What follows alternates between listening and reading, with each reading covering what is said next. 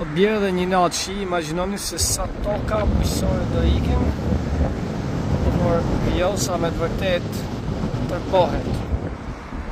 Por tërbimi ka të bëjës më shumë me pjesën e prerjes së pemëve dhe djegës ndër vite dhe mos ndërhyrjen e shtetit në asnjë kohë për t'i rikuperu. Si që shifni, arrin deri te shtëpia e parë, nëse vjen një natë, niveli i ujit do arrijë tek shtëpia e parë në poshtë të Belen.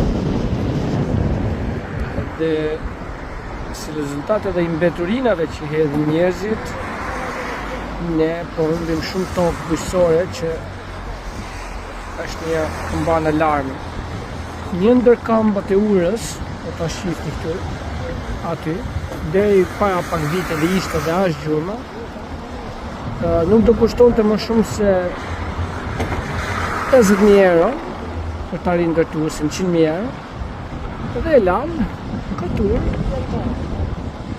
historike, e cila është ndërtuar nga Ali Pashti Belena gjatë 1800-s. Kjo është ndër urat e veçanta që vazhdon qëndrojnë në Shqipëri.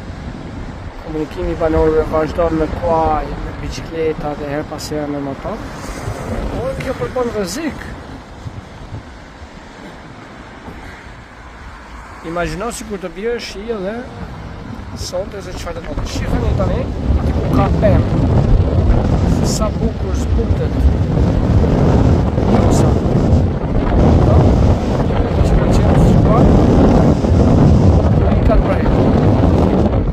Atje ku preng për drum,